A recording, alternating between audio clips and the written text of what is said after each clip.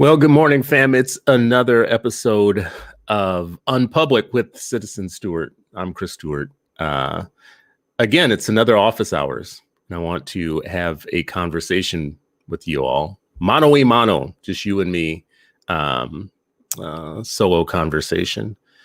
So today we're going to talk a little bit about the Black fatherlessness issue. I would love to call it a myth, but maybe, we'll start out by not calling it a myth. Maybe we'll start out by calling it, I don't know what we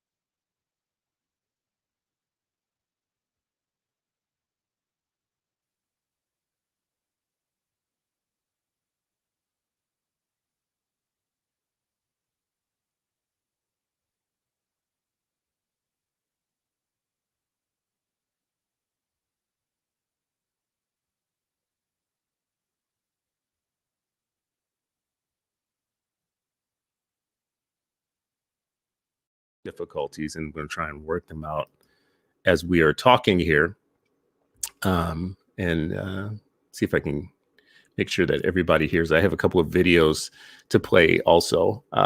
So anyways, good morning. My name is Chris Stewart. I am a father. I have 3 kids upstairs who are starting their day, starting their schooling day this morning. I am Black. I am a father, and I will not be invisible. It sounds like you guys can't hear me. Give me 1 second. We're going to try and figure this out. Let's see here. I know what we should do. All right, we're going to try something different here with the sound, cam and mic, audio. I'm going to try MacBook Pro. All right. Wonder, can you guys hear me now?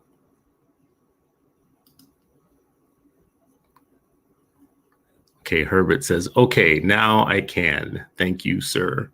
Jason says you can hear me now. All right, good. Well, so I had this amazing setup and I said all these great things. I really did. And actually, I was really just getting started. But hey, listen, I am Black.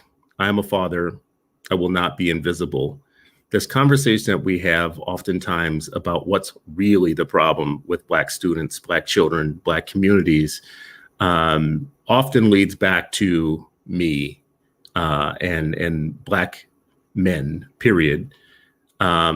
There's this conversation about fatherlessness, and it's talked about as if it's specific to Black people, Black history, Black culture, and the Black community over time. And I am actually sick to death of this fetish, this talking point, this rhetoric, this inaccurate portrayal of the Black man, the Black family, the Black father, the Black dad, this demeaning of us as people who are critical to the success of our children, as if there are no structural or institutional barriers to us being the best that we can be. as if there isn't a long history of structures and rules and laws that get in the way of us being the best that we can be for our children. I want to play something for you, and let me know in the comments if you can hear this or not. I'm going to play a video real quick, and I just want to make sure that you can hear it. So let's do this. I'm going to share my screen so that you can see the same thing that I'm seeing. Here we go.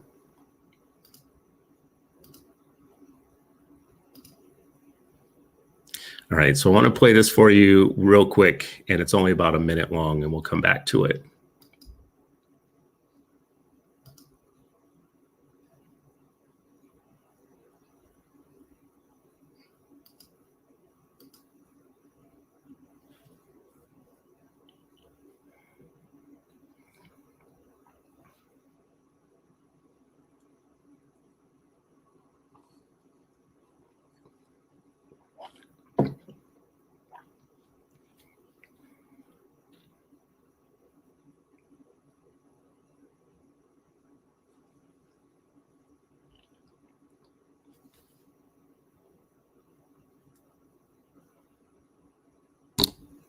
Because they have a different culture?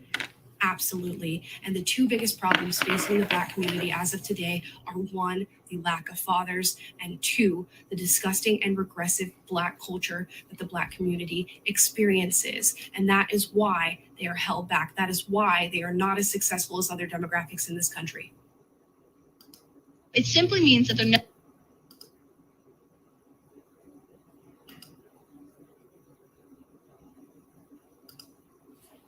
Okay, could you guys hear it or could you guys not hear it? Because I'll play it again if you couldn't hear it. I don't think you can hear it. So I'm going to, and I apologize for sound issues this morning. I'm going to play it once again so that you can hear it. Okay, here we go. Never going to struggle because of their race, and they're never going to understand what it's like to struggle because of their race. I don't know how many more times I have to say this, but Black people do not struggle because of their race, and white privilege does not exist. I will say it for however long it takes for people to understand, because there seems to be some cognitive dissonance over on the left. Now, if Black people are so held back in this country because of their race, why is it that Nigerian immigrants moving into this country are one of the most successful demographics in the United States?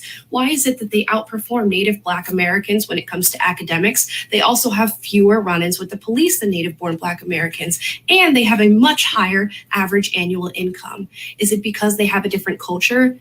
Absolutely. And the two biggest problems facing the Black community as of today are, one, the lack of fathers, and two, the disgusting and regressive Black culture that the Black community experiences. And that is why they are held back. That is why they are not as successful as other demographics in this country. It simply means that they're never going to struggle because of their race, and they're never going to understand what it's like. All right. So I think it's very important to get where she's driving with that. This is a person, her name is Amala Kanobi, I think it is. She goes by the handle Half Black Conservative. She's at PragerU. She's one of PragerU's new Candace Owens types. And this is their main line of attack on all arguments about systemic and structural racism in the United States. Their main line of attack is to say that fatherlessness is ground zero. It is patient zero for everything that ails us. And it creates, because of the absence of a Black father, it creates, yes, Jason Allen, I see what you picked up on that she said, a disgusting culture. And that is our biggest problem, fatherlessness and the disgusting Black culture. Now, I should point this out about Half Black Conservative. Her dad was a Nigerian immigrant who came to the United States, and you often find this. There's on one hand, there are people who are not connected to the Black story, the Black community, the Black history, the Black legacy, the Black struggle, who come to the United States and they adopt kind of the attitude of the dominant population about Black people. And she kind of definitely, I think in some ways is the outgrowth of that. But let me just, let's go to a second video from her, and you'll get where she's coming from, what her issue is with Black fathers. So let's do this. They hated white people. I'm half white. Am I supposed to hate that half of myself? Am I supposed to hate my family? That was a light bulb moment for me. My name is Amla Evanoe, and this is my story. I'm 20 years old. I was born in Florida, and I'm a social media influencer and Prager Force member. So my father was a Nigerian immigrant. He moved to America. He met my mother. They fell in love and got married, and they had 3 children, me being the middle child. And he was in my life up until I was 6 years old. And then my parents got divorced. So I have very little memories of him as a child.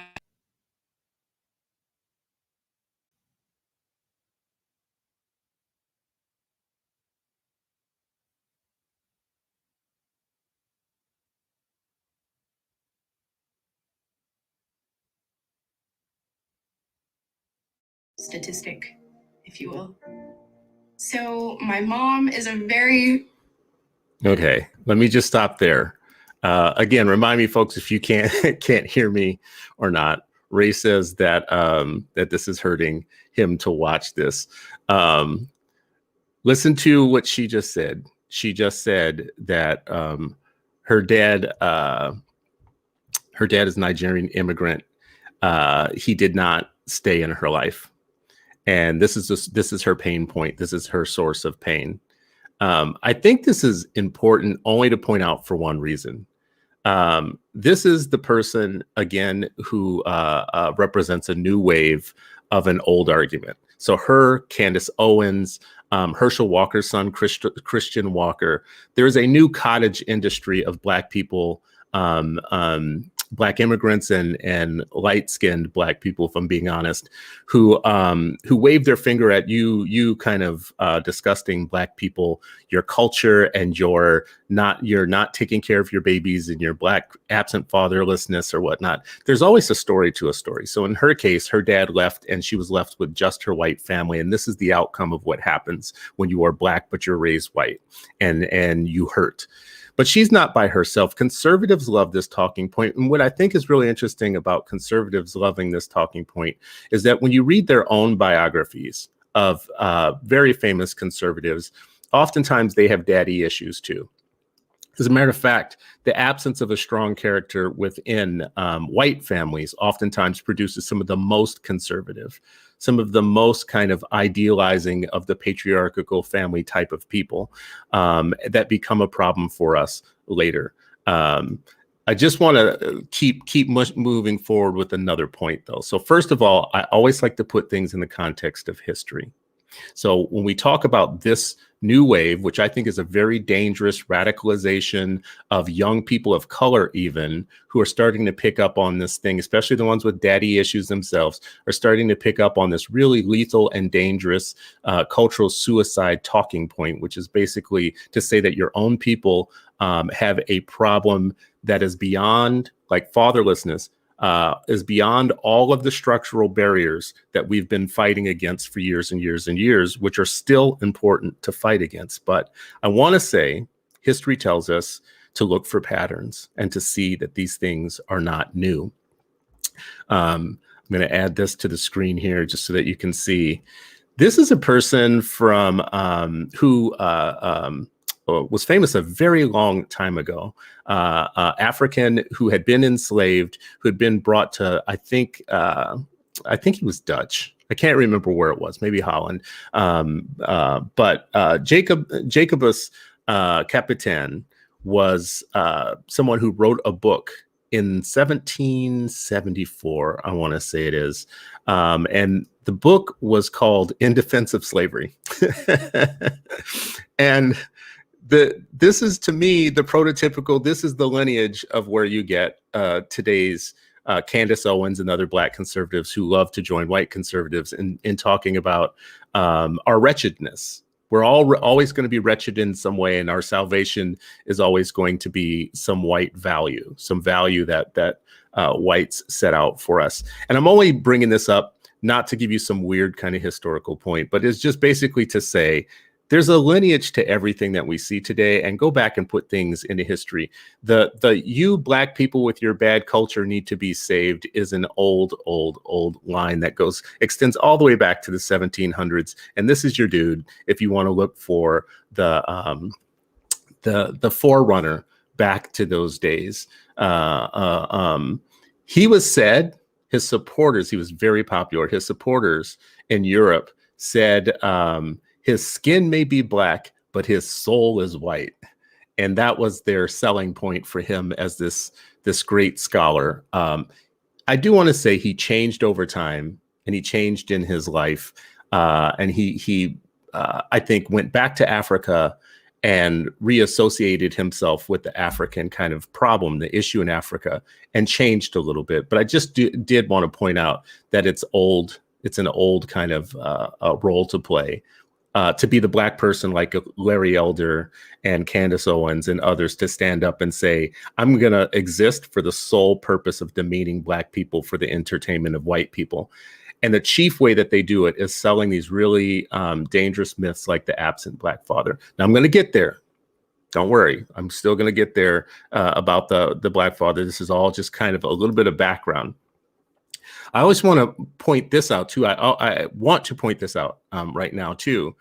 When we talk about stories being really old and things going back many years past, this is a book that was written 1842, and this was by the Reverend Charles Colcock Jones, I think it is.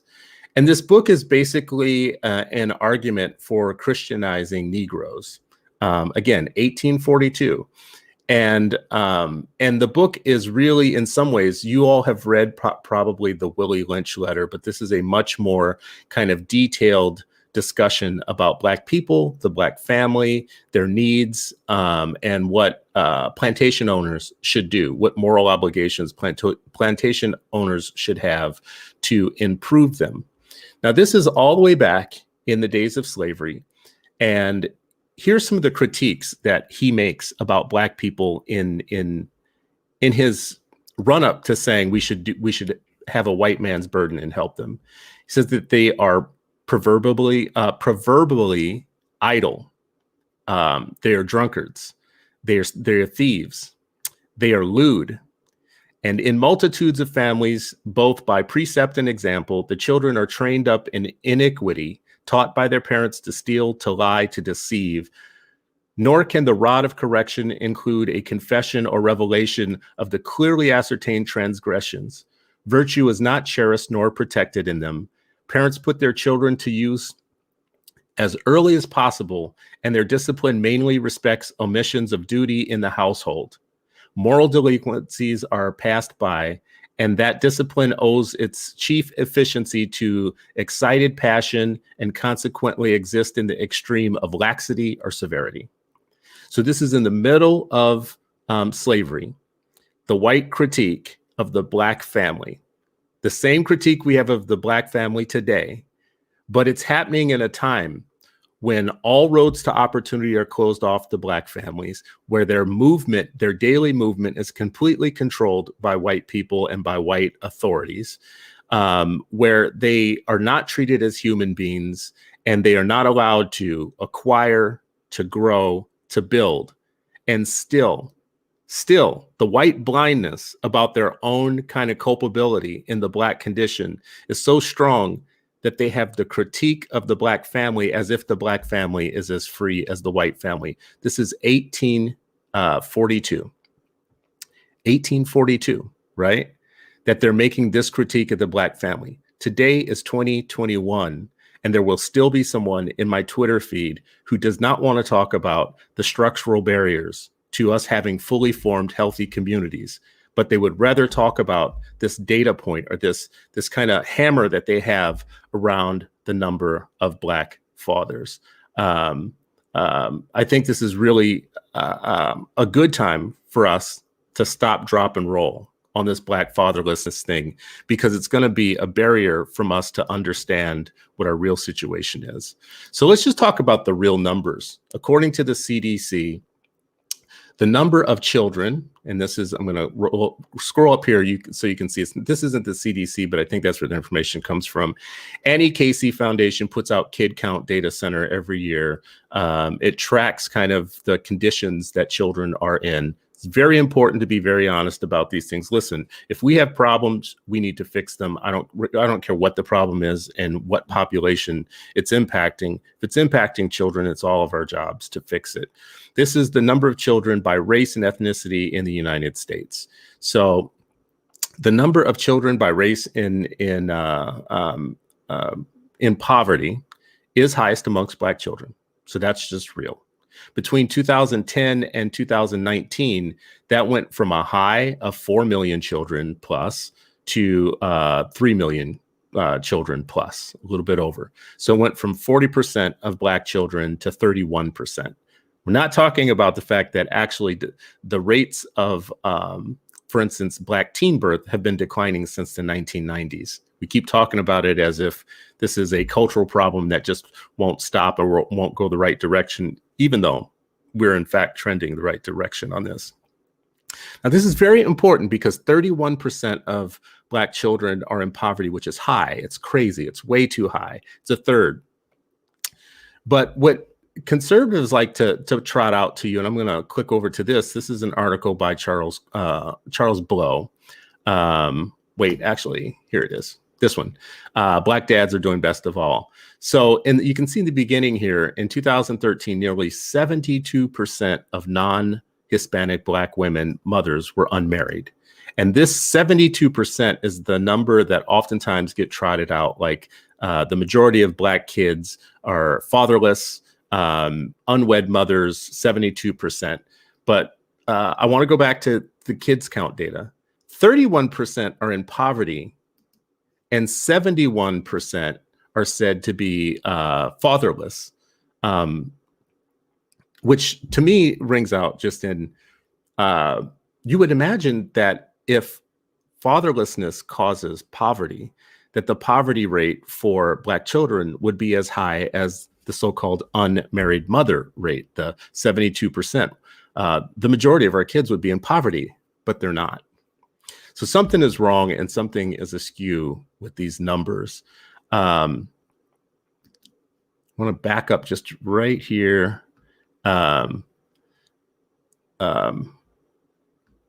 This is a story here in an article called "Quit Stereotyping Black Fathers and Using Them as a Scapegoat for Society's Failures." And in this, Charles Clark talks about the first time her dad came to school, and the teacher there asked him something like, "Are you the real father?" Right? And in this case, the dad actually happened to be a Black professional, a doctor who did lots of surgeries, was a well-dressed man in his 30s. And it kind of took their family aback that would be the question that would be asked of a Black parent.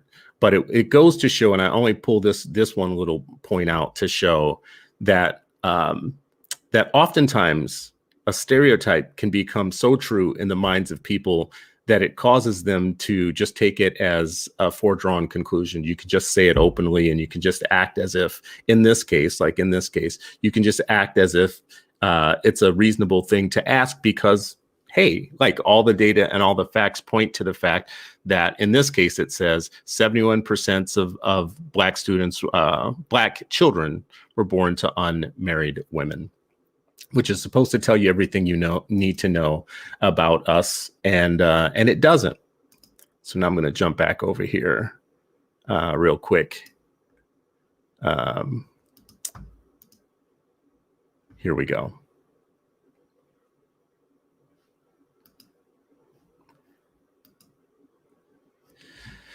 So let me say a couple of things. First of all, the data that we're talking about right now is all wrong. The majority of children actually live with two parents. The majority of Black children, and I think it's something like 2.7 million Black children, actually live with both parents in the house. Of the Black children who don't, which is about 1 point something million children who don't live in the house with two parents, two Black parents, whether they're married or not. Let's be clear about this, because unwed is the key word here. Just because you are unwed, number one, let's just be factual with each other. Just because you are unwed does not mean that you don't have a father, that you are fatherless, that you don't have a father in the house. So what I just said is statistically true. And if you want to press me on it, I can send you the information. So it's about 7 million or so Black children who are growing up in the house with their father. Let me see. I'm getting my screen back here. Here we go. Live in the house with their father. About 1 point something million children are not living in the house with their parents. But again, it doesn't mean that they don't have a father. In fact, that includes divorced families, families that have two households, but the household where the child's main address for schooling and other things is the mother's house, but the father is still invested and there. In addition to all of that, it's actually, this is what the Charles Blow article was pointing out, was when the CDC actually did a look into all fathers across all races and their involvement with their children. What they found is that in the practical ways of being involved with your children, like giving them a bath or having to take care of some of the duties of maintaining them, and even in things like reading with them, that Black fathers were more likely than the other races to participate in the maintenance and the care of their children. It's kind of flipping on its head, this thing that we've been told that we consider to be so obvious, that Black fathers are not involved, that they're not there. I want to keep going back, though. Let me say this. I am not saying that there's not a problem. I'm not saying that there are children that are unattended that don't have their father in their lives when they could. I'm not saying that it's not something that we should talk about, because all those things, to me, I'm on board with talking about it if it's an issue, where it's an issue. I'm on board with it if it's a solutions-based conversation, if we're going to talk about what we can do. The problem that I'm having right now is I'm sick of it being used to the point where it almost seems like none of us exist. My life is full of Black people, Black men, who are doing right by their children, who are working damn hard every day to make something happen for their kids, who are not perfect. None of us are perfect. All of us have a certain struggle or a certain calling or a certain thing that leads us to be errant and astray. I'm not saying that we're all winning awards. What I'm saying is we're not absent. We're not invisible. If we are invisible, it's not by our own doing. It's not because it's not because we don't want to be involved in our kids' lives. There are many, many, many different stories to be told about the Black fathering of our children every day. But the one that isn't being told is the good Black father. Last night, I had a very brief exchange with Ian Rowe, who is somebody who does like to talk. He's a Black conservative. He's a conservative who happens to be Black. He likes to talk about these issues a lot, issues of family structure. And in his way of seeing the world, you would swear that it's the sine qua non. Doesn't think we should talk as much about structural racism and structural barriers, believes that we are pumping our kids with victim stories that hurt them, and tell them that they can't get ahead no matter how hard they try. And he believes that we are ignoring at our own peril this issue of absentee fathers, this so-called issue of absentee fathers. And one very short response I had to him was, Ian, you're a dad. Are you a good dad? And he has a podcast called The Invisible Man. And I don't know what he's getting out of calling it The Invisible Man, but the real invisible man is the good black father. The Black father who is working a job or two or more and still not making ends meet, but is very proud of his kids, does what he can, in many cases does more than is expected of him. That network of fathers, I grew up with Black male examples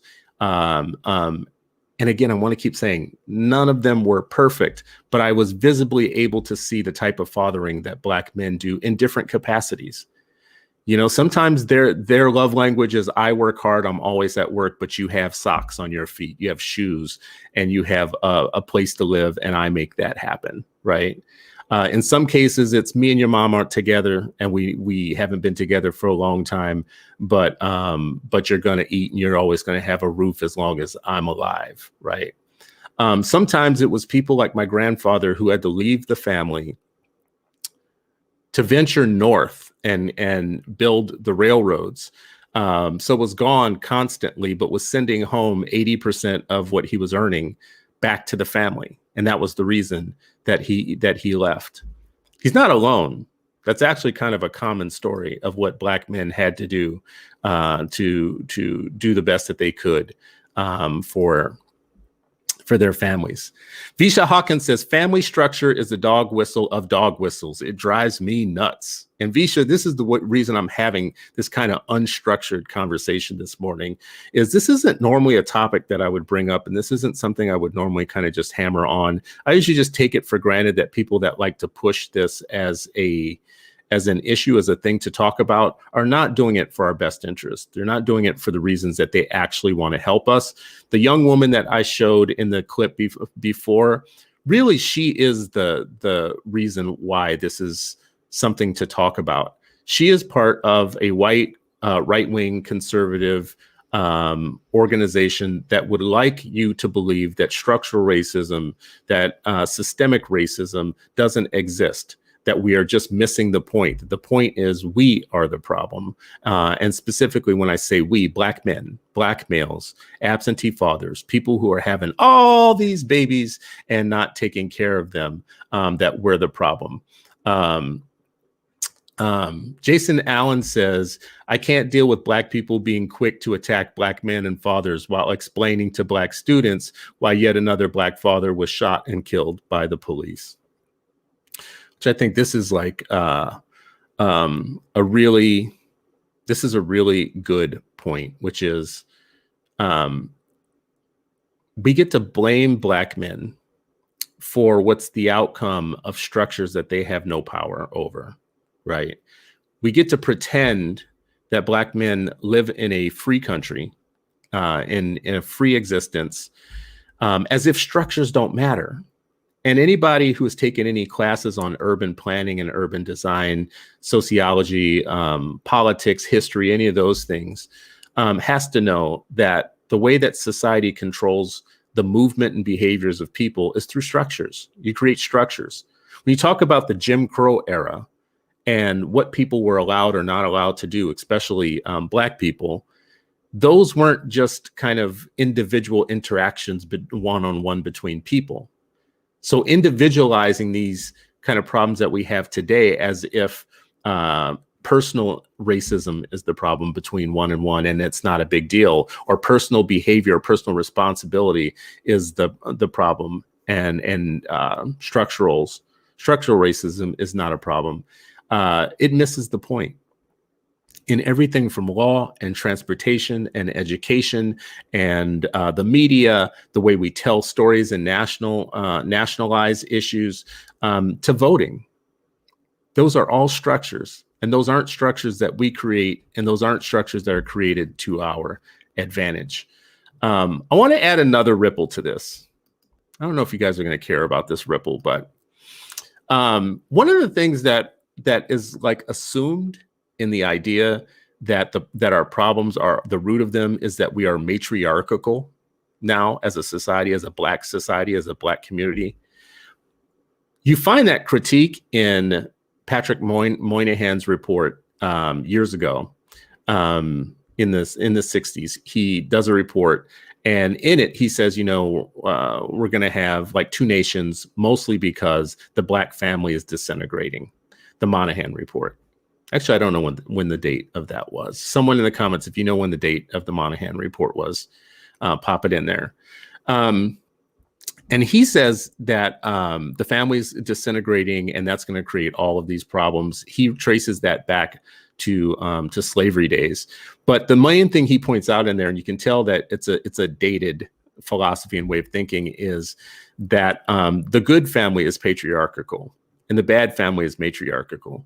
So the fact that Black people are headed towards a matriarchal society is an upset to them then, that they can't even imagine that a female-led household might be able to produce healthy people, which I imagine is good for their times back then. But it's become such an unchallenged truism that we don't even think anymore about what's behind that. So I want to challenge that just a little bit. I'm going to add something. Let me add my screen here. All right. So listen to this. Everywhere you turn, there are couples like Brindis and Siggy. Together, they have 4 kids from 3 other partners and not a drop of guilt or regret. One of the main reasons I wanted to come here is I read this startling statistic that Iceland leads the world in unwed mothers. And in That's America, the main reason you want to come. well, it is because I We have glaciers. glaciers and puffins. That's cool. But I want to see that. But I want to Oh, see, the mother. because in America, it sort of means, wow, she made a bad choice Yeah. somewhere in her life. But not so in Iceland. No, it's very common in Iceland to be an unmarried mother. And people go a long time, they live together and they have children, and then maybe they get married, And you have this horrible term in English, like broken families. Right. Yeah. Which basically means just if you get divorced, then something is broken. But that's not the way it is in Iceland at all. I think it's because we live in such a small and secure environment, and the women, they have so much freedom, so you can choose your life. The women have just so much freedom. You could just choose your life. So I don't know if you guys know this, but something close to 70% of births in Iceland are out of so-called wedlock. Iceland has a different perspective on this than we do in the United States. There's no stigma. They're not penalized. It's considered to be empowered motherhood. I'm not lifting this up to say like this should be something that we should replicate or we should think is a good thing or bad thing. I'm not making a value judgment. I'm just saying, isn't it interesting when white Europeans are the face of unwed parenting, how so much of the stigma of it like just evaporates? You have an entire country, an entire nation that damn near prides itself on independent mothering as the way that many children are going to be reared. You heard in this couple, you saw this bright, shiny couple where they said that they have multiple kids by different relationships. Now, Americanize their exact same situation and make them Black. And this is the worst thing that ever happened to humanity or civilization. Yet there's a whole ass country that actually this is the characteristic of the country. This is how they run. And it kind of turns on its head this idea that a matriarchal society or family, first of all, is a ruined family or society. Second, that structures don't matter because this is not a stigmatized way of living in Iceland. Their social systems are set up to support families in however they exist, which is why you don't think of Iceland as being some sort of ghettoized country. You don't think of Iceland as being kind of like those people over there. It's because they have made a choice that wherever you're born, however you are born, it's within the national interest to make sure that you are taken care of, that you are supported, and that the structures support your healthy development. Now, they could take the American pathway, which is to start stigmatizing everybody, problematizing everybody, and thinking that somehow is going to lead to a different behavior or outcome. But from what you just saw in the clip, they're happy people. They're one of the happiest countries in the world. They're healthy. They have strong social systems. And they do just fine without all of the stigma that we have in the United States. Again, this is a different point. This is an aside. I'm not saying that it makes it okay to not be an involved father. I'm just saying sometimes when you step out of yourself and you look at an issue or a situation from outside of yourself, you can see it a little different. There's another point that I wanted to make here. This is just a brief point. This book is called Cradles of Eminence, and I highly suggest it for anybody that wants to just learn about great people in history and of the world. But this book looked at the childhoods of more than 700 famous men and women, and it looked for threads between what made them great and what could we learn from them. There were things that let me read a couple here. So one thread that ran through when they studied 700 of the most kind of famous men and women. This is everybody from like Gandhi, John Wayne, to Bill Gates, Aretha Franklin, Walt Disney, goes on and on and on. Was one that they had a strong dislike for schools, but their families were really valuing of education. They had highly opinionated parents and often a domineering mother. As a matter of fact, they way less often had the patriarchal domineering father type. It was the mothers that made the difference. Again, I'm only bringing this up to say that we need to kind of challenge some of these things that are beneath, some of these ideas that are beneath the obsession with a father in the house, because one of those beliefs is that a matriarchal family or a maternally led family is one that is going to be just obviously not good. It's going to be ruined and doesn't do well. I would love to know what you guys think about the Black father obsession as a public policy discussion, and if you think that there is any way to address the Black fatherlessness, what I call a myth, without sounding as if you are disregarding any of the evidence that we do have many children who are growing up without their dad, and that's a problem. Because my point in bringing this up today is not to say that we don't have a problem at all, not that we don't have any kids that need a father in life and don't have one, because that would be unrealistic and that wouldn't be the right way to go. I am just saying that when you think of fathering, you don't think of it as a Black identity. And I could fill this show with Black fathers that I respect, who I follow on social media, and I get to see what they're doing with their Black children. And I'm very proud of them and proud of what they do, and they're invisible. They're not the ones you talk about. Even Ian, who I am talking, who I disagree with on this issue, who loves to bring up family structure. Ian is invisible. You know, I've had conversations with him where his kids pop in and I've seen his interaction with his children, and it's loving and it's caring, and he's not the stereotype, even though there's lots of him, right? There's this temptation maybe for some of us to think that we're the good ones, and, you know, but the whole thing else, for everybody else, they're screwed, but it's just not true. You know, Ian and Colin Seal and Sharif El-Mekki and Ron Rice and Ray Ankrum, who I'm sure, I don't know if you're still here, Ray. It's just not part of our identity, that we are our Black identity, that we are fathers, that we are caring. My children upstairs right now mean more to me than anything ever, anything in life. And Black men in my family, I can honestly say, all had that going on in their lives. Again, some with jobs, some without, some who were outwardly affectionate and some who weren't, some who had different ways of taking care of their manly duty or whatnot, some who failed, some who had periods of failure and needed to be helped back up.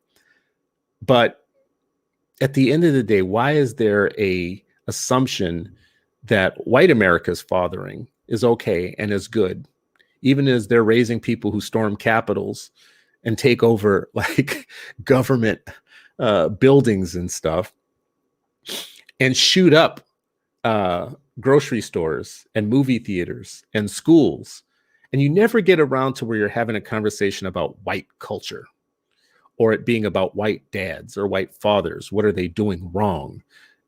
It's seen somehow as like isolated incidents. Yeah, we've shot up movie theaters and schools and parks, various other things, but it's not about our culture or our dads. It's just about, you know, it's stuff happens. It's about it's about the fact that there are these type of people in the world.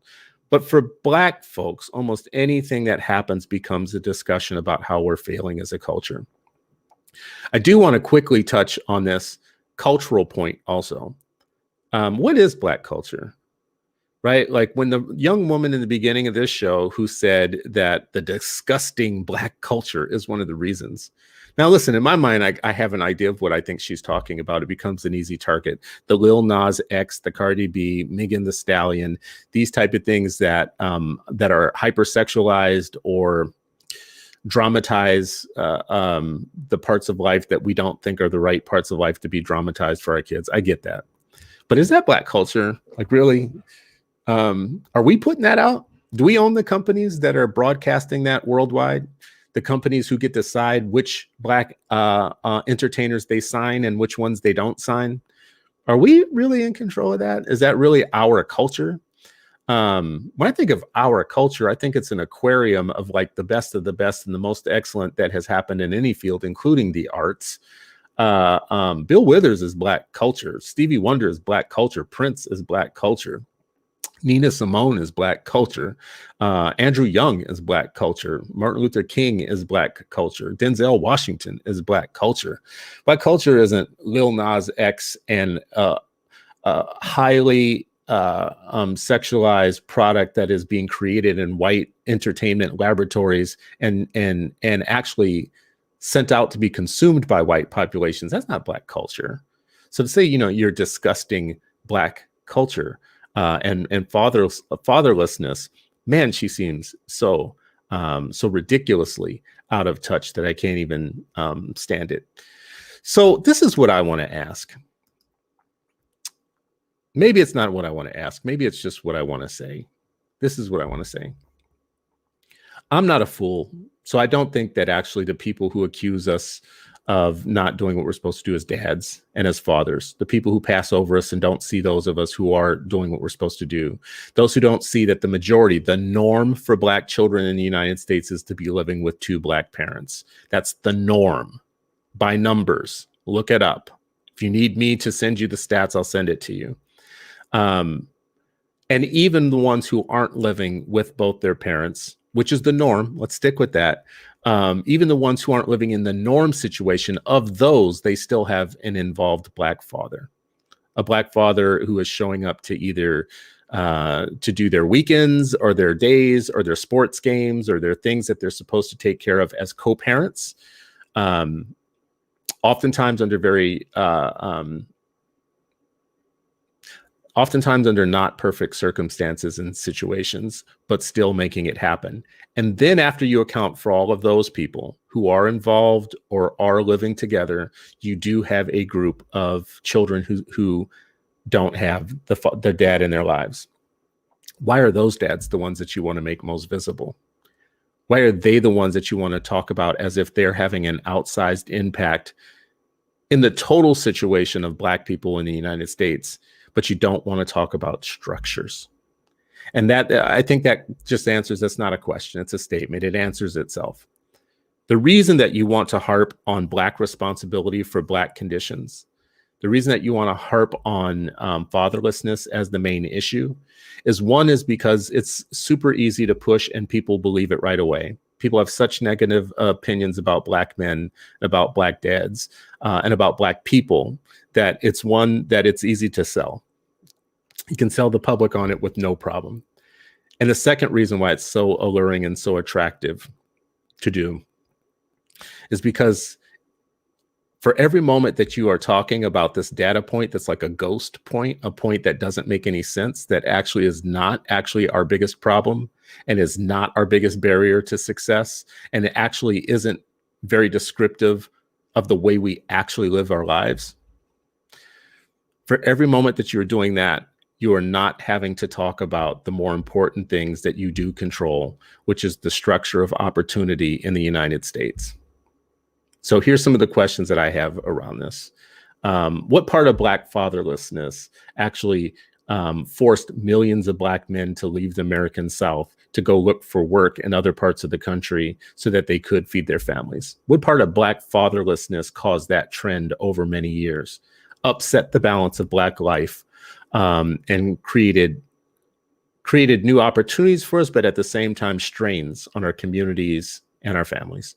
What part of Black fatherlessness policed the bodies and the minds of Black men within an inch of their life throughout all of the Jim Crow era, and even as of today? When you get stopped by a police officer, their monopoly on violence is so clear that that you constantly know your place.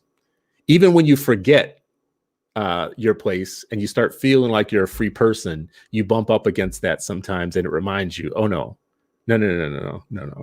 If this is a free world, you're not amongst it. What part of Black fatherlessness burnt down Black Wall Street and Rosewood and entire other parts of the country in fiction and in truth? What part of Black fatherlessness did that? What part of Black fatherlessness raped the wives of Black men, Black women all across the American South? I think some of you guys have forgotten. This is how Rosa Parks came to bear. Rosa Parks didn't start with the sitting down in the bus thing. Rosa Parks was a rape investigator. And white men were picking up Black women across the American South and raping them in places. This is long after slavery, too, by the way. One of those women, Reese Taylor, 24 years old, was walking home from church.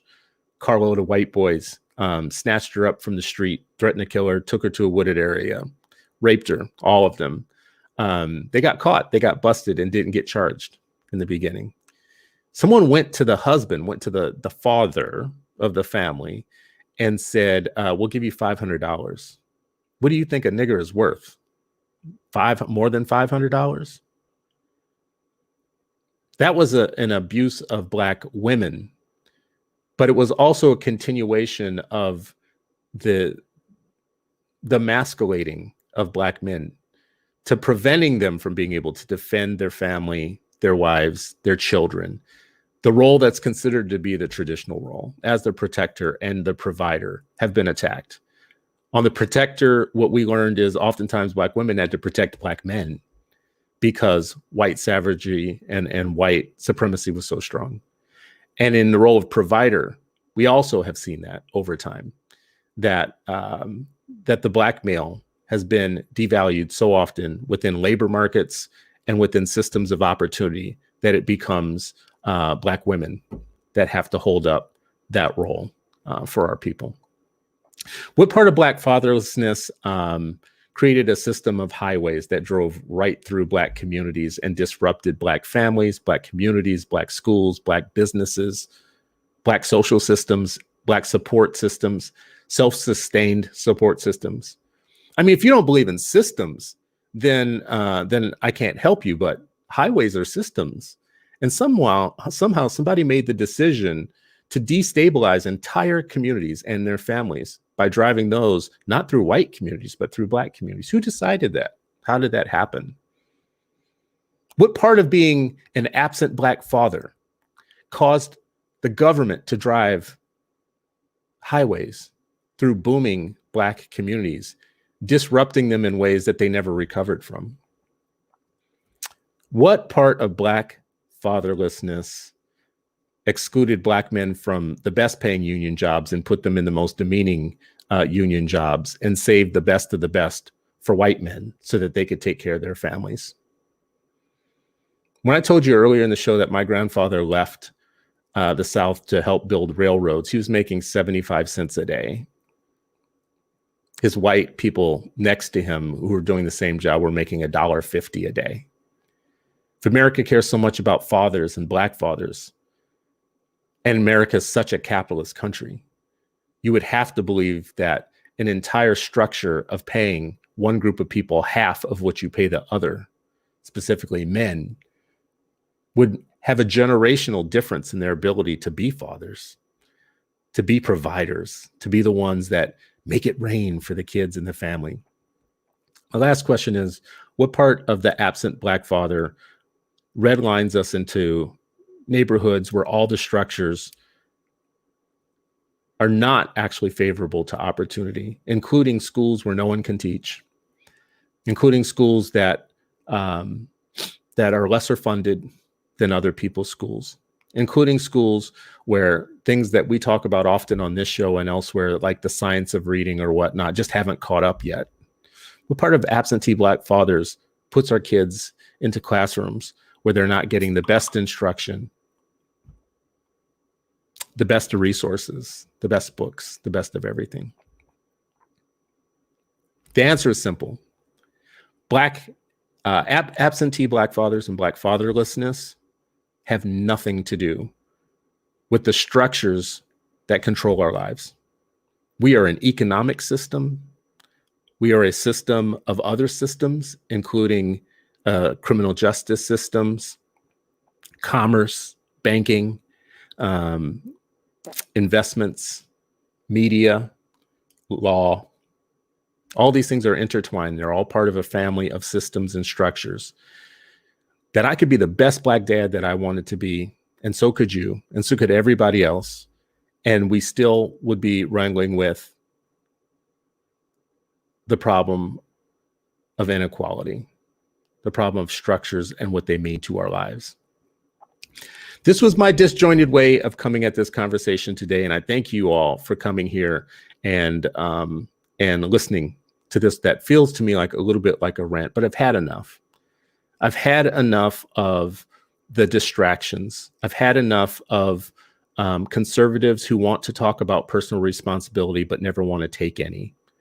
I've had enough of overly clever conservatives who want to talk about things like reverse racism and who have gotten to the point where even talking about anti-racism to them is racist, even pointing out the things that I'm pointing out to you. I'm sick of their clever use of statistics. Well, the correlation between an absent father and all these bad things is, you know what? The correlation between white skin and a favorable society is the strongest correlation in the United States.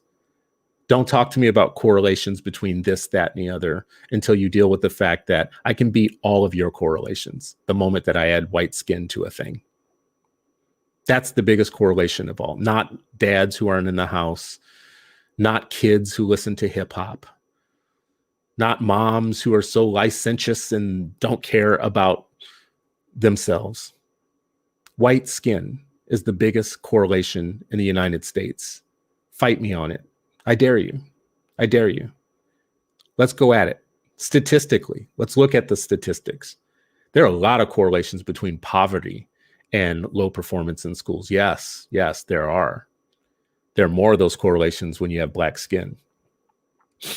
There's a correlation between having Black skin and bank loans that give you the worst interest rates, even when you're the same qualified as someone else.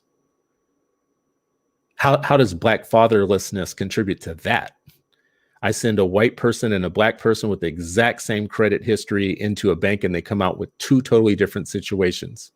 Is it because they didn't have a Black dad? Stop it. Let's just stop. I appreciate you all for spending this time with me this morning. Let's beat up these myths as much as we possibly can. There are children in America that need fathers. There are fathers in America who are invisible. I have kids upstairs that I love dearly. So do many of you who are watching this. I have so much respect for the Black men in my life and in my network who are doing the right thing by their kids. I have respect for the ones who are not getting it all done because they need help or they need support. However we come to this issue, but I won't be gaslighted. I won't be gaslighted. The main thing is that the structures of America are broken and have been. They're more broken than our families. So you can keep criticizing our parental style, but that's not going to take away from the fact that we have to focus on justice. And if there's any justice in this world, is that finally the structural system will be dismantled in a way that creates opportunity for all, so that we have this country that we keep talking about, where it's free and it's just and it's all these things, but we haven't achieved yet. Again, thank you all for joining me. This has been episode 46 of Unpublic. It's been a solo, untethered Chris Stewart, just talking to you on the record about the myth of Black fathers. Hope you come back and join us again tomorrow. We're going to have another great conversation. We had a show scheduled for last week that was supposed to be about the choice system in Arizona, and we're